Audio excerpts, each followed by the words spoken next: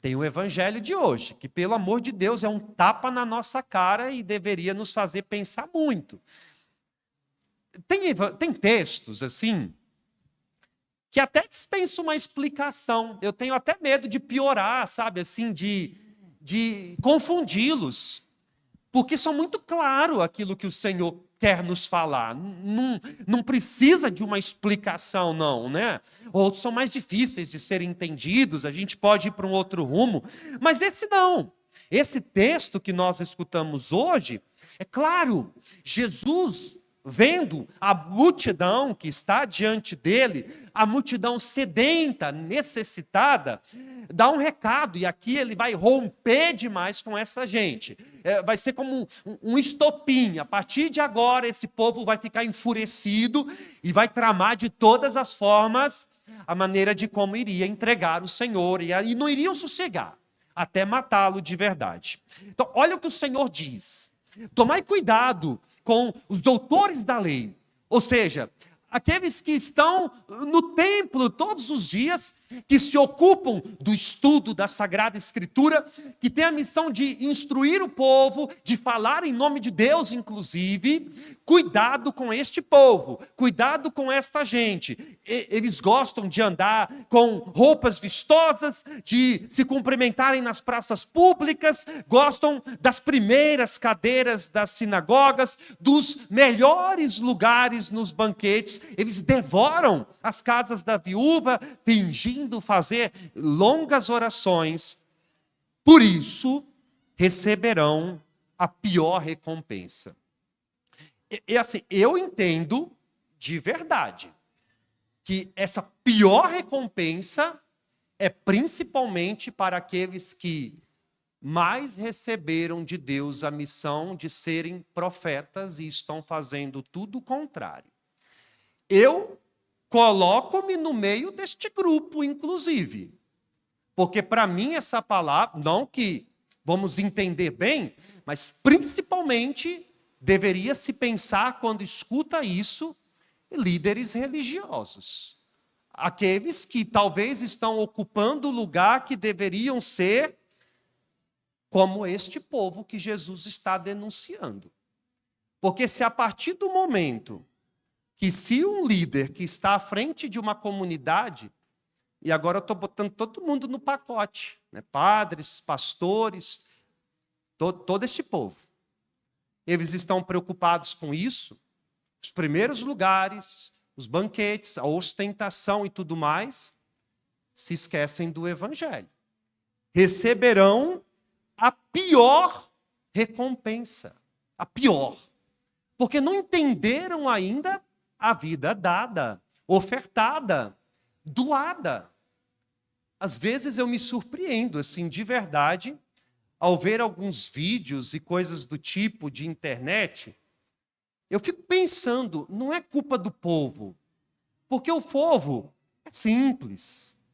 Eles são carregados de uma fragilidade emocional e tudo mais. E sabe, parece assim que não se escandalizam mais. Acham normal. Eu vejo alguns discursos desse tipo, por exemplo, né? De que parece que uma pessoa abençoada por Deus, estou falando num contexto de igreja, é uma pessoa rica. Então, quanto mais rico você for, mais abençoado por Deus você vai ser. Escuto, inclusive, as pessoas querendo provar para as suas comunidades que Jesus era um homem rico, para justificar aquilo que eles estavam vivendo. Então a gente vê pastores andando de helicóptero, andando de avião particular, e a gente não se escandaliza com isso. Uma vida de luxo, de grifes, pisam a cabeça de Satanás usando Louis Vuitton, Dolce & Gabbana, enganam o povo, roubam o que pode roubar mesmo, tiram tudo, sugam tudo. Eu morro de vergonha quando a gente tem que fazer uma ação aqui, que eu tenho que pedir para vocês comprar um bingo, por exemplo. Morro de vergonha, eu fico com vergonha de verdade. Vocês podem falar tudo aqui, mas eu não sou um padre que a toda missa fica pedindo dinheiro, que não sei o quê, e aquela coisa toda. Entende? Deus virou comércio, de verdade. São preocupados consigo mesmo, com os seus próprios. É por isso que eu admiro muito, assim, como é a nossa pedagogia dos padres, assim, porque eu moro aqui na chácara.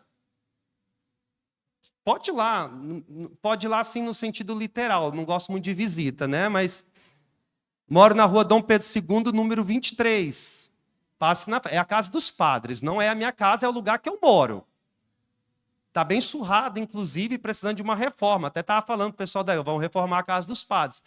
Está bem ruim, né? O carro está estacionado ali, é uma Toro também, já tem 4 anos, já passou de 100 mil quilômetros. Quase todas as paróquias aqui da diocese têm um carro traçado para a gente ir na roça. Porque eu vou celebrar missa em umas comunidades que fica a 60, 70 quilômetros aqui, que você vai de carro traçado. Vou lá celebrar missa para 5 velhas. A oferta vai dar R$10. Não pagou nenhum combustível. Não estou indo lá por conta de dinheiro. São pelas 5 velhas que estão lá que precisam da Eucaristia. Então a gente tem que ir ao menos uma vez por mês lá. Quando o bispo decidir que chegou o meu tempo aqui, que concluiu o que eu tinha que fazer aqui, aliás, deixa eu colocar um parênteses, né, que eu estou escutando algumas fofocas das pessoas dizendo que eu vou ser transferido. É mentira, tá bom? Ainda não vou ser transferido, vão me aguentar um pouco mais, tá bom? Aí pode espalhar também a fofoca, se vocês quiserem, né?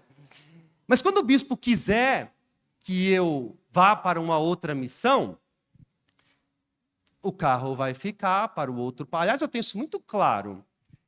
Eu vou receber o outro padre que vai vir para cá. Antes dele chegar, eu vou desocupar o meu quarto que eu estou hoje, que eu entendo que é o melhor da casa, para quando ele chegar, o quarto já estiver desocupado, porque a partir de agora o quarto vai ser dele, o carro vai ser dele. Eu vou pegar as minhas roupas de padre, que foi eu que comprei também, e essas são caras, né? E vou embora. Mas o que está aqui permanece.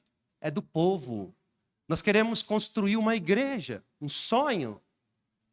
É por conta de Deus, do amor à nossa paróquia. Nada disso está no nome do Padre Patrick, não. E acho bom falar sobre isso também. E a consciência muito tranquila.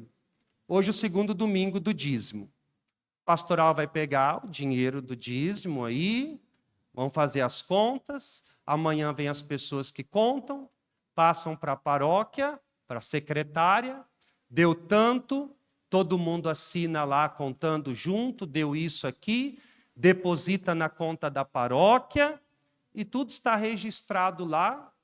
Isso aí não passa pelas minhas mãos, não. Eu dou o aval de como a gente vai conduzir. Não é dinheiro meu, não. É bom vocês saberem, os padres ganham salário, que é fruto do dízimo e oferta. Não é salário que a gente fala, que a gente não tem vínculo trabalhista com a igreja. Nós ganhamos uma côngrua, chamamos assim, de 2 salários mínimos aqui na diocese. Todo padre ganha. A paróquia também tem que pagar o plano de saúde do padre e o INSS, porque ninguém quer saber de padre velho também, é menos para a gente se aposentar, né? Somente. Nós vivemos uma vida digna. É mentira se a gente dizer que a gente vive na miséria. Não é. O povo de Deus é generoso. A gente não pode negar isso. Mas a gente precisa ter cuidado com a vida de muitas pessoas que se utilizam do evangelho para enricar. Estou dizendo que um pastor não pode ser rico, que um padre não pode ser rico, desde que a sua riqueza não provenha da oferta e do dízimo dos fiéis. Venha de outro lugar. Se vier, receberão a pior das condenações, como nos lembra o evangelho que a gente escutou hoje. Jesus, tendo em mente aquela passagem de Elias, também vive essa experiência no templo.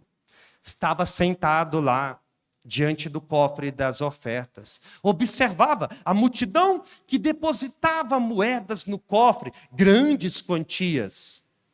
Chegou uma pobre viúva. A gente já sabe como viviam as viúvas. Deu apenas duas pequenas moedas. Não valiam quase nada, diz o texto.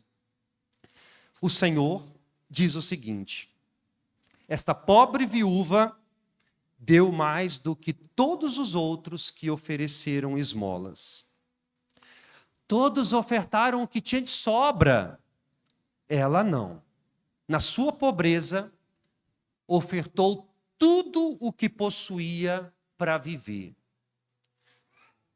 Deus não quer o que sobra da nossa vida. E eu não estou falando de dinheiro, não. Estou falando de dízimo. A gente nem insiste nisso. Você, para congregar aqui, precisa ser dizimista. Tem muita igreja que prega isso. A gente não fala números, né? Dá tanto por cento, dá 10. Não. O que o teu coração pede para dar? Reconheça o que vem de Deus e oferte para Ele. Estou falando disso, não. Porque um cristão consciente, ele tem a consciência do seu dízimo. É bíblico, a gente tem que mesmo ofertar. É com dízimo que a gente mantém a paróquia, a nossa paróquia. A obra aí é pagar 8 mil reais de energia só daqui, desta igreja, por mês. Pagar os funcionários. Os funcionários são funcionários mesmo, não são voluntários não, são 9, carteira assinada. Ganham bem, porque a gente tem que ser justo. A gente tem que dar exemplo, né? A gente paga um salário decente. Então, a paróquia tem que viver, tem que manter os padres. Tem uma despesa alta, inclusive. Mas não estou falando disso agora, não. Eu estou falando do interior, daquilo que está no nosso coração, da nossa capacidade do despojamento. É aquela entrega incondicional, a entrega sem reserva. Eu não dou para Deus somente aquilo que está sobrando, por exemplo, meu tempo. Não dou para Deus somente o que sobra do meu tempo. Quando eu me convenço, por exemplo, da missa dominical como encontro com o Senhor Jesus. Eu dou tudo que eu posso dar. O domingo é o dia do Senhor, então eu vou estar lá integralmente. Não só quando sobra um tempo para a minha vida. Um resto de tempo que agora eu vou dar para Deus. Meu serviço incondicional, é tudo de mim. É como diz o livro do Apocalipse. Ou quente ou frio. Porque se você for morno, eu estou prestes a te vomitar. Palavras do Senhor. E às vezes a gente quer dar para Deus somente aquilo que nos sobra. Aquilo que não vai nos fazer falta. Por exemplo, a gente vai começar agora a campanha de Natal. E a gente vai começar a pedir para vocês cesta básica, roupas. Para muitas pessoas que estão aqui, doar roupa para alguém, doar algo para alguém, é você pegar aquilo que está sobrando. Pegar o que você nem usa mais, inclusive. O que está, às vezes, até rasgado. E dar. Poucas pessoas, por exemplo, vão numa loja e compram algo novo, com etiqueta, para dar aos pobres. Não daquilo que está sobrando. Tudo. Vida despojada. Vida entregue, vida doada, vida oferecida. E quanto mais a gente oferta a nossa vida, quanto mais a gente faz essa experiência do desapego, de sermos mais para o outro, mais sentido a vida adquire também. A vida vai ficando mais simples, mais leve, inclusive. A gente vai descobrindo aquilo que realmente é capaz de preencher o nosso coração. Quando a gente passa a dar a Deus tudo o que Ele merece. Reflita comigo, vamos refletir. Eu estou dando a Deus tudo o que eu mereço? Às vezes a gente convida o povo a participar mais da igreja, a assumir alguma coisa na igreja. O que a gente escuta? Estou sem tempo. Você pode me dar outra desculpa que eu aceito, agora tempo. Se você fala assim, você está dizendo que todas essas pessoas que estão servindo são um bando de vagabundo que não faz nada. Todos eles trabalham, todos eles têm vida. Mas descobriram a necessidade de algo a mais, de ofertar algo a mais. Não ficaram somente no raso, no superficial. Entregaram a vida, fizeram algo a mais. E Deus nos cobra esta postura muitas vezes, de fazer algo a mais. Vou dar um exemplo claro. Se você está num restaurante, por exemplo, chega alguém e te pede um prato de comida. Algumas pessoas vão fingir que nada é, porque tem gente que é ruim, tem pessoas com o coração duro demais, não vão se importar. Outras pessoas vão pagar a comida, mas talvez o algo a mais seria convidar essa pessoa para se sentar à mesma mesa contigo e comer junto.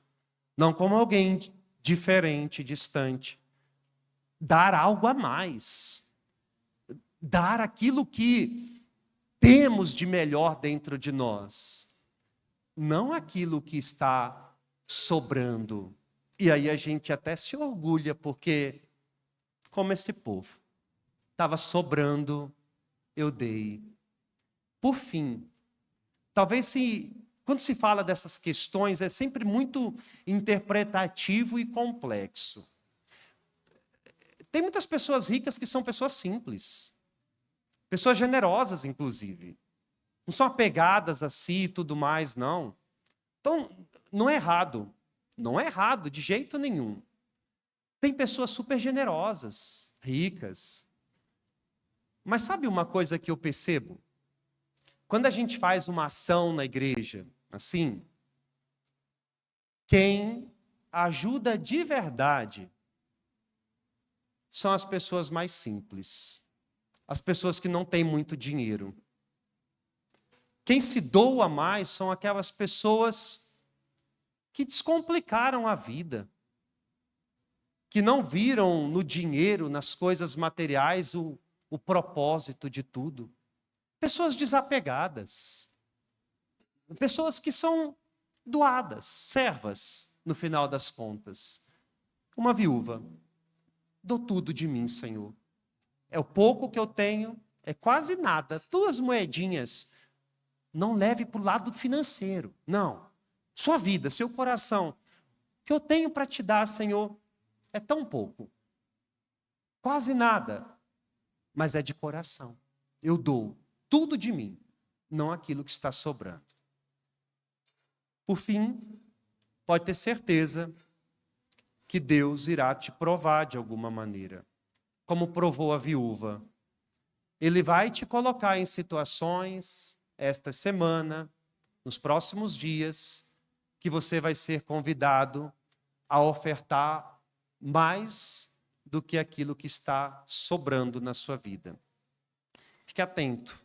Talvez você vai se lembrar dessas coisas que foi dito hoje.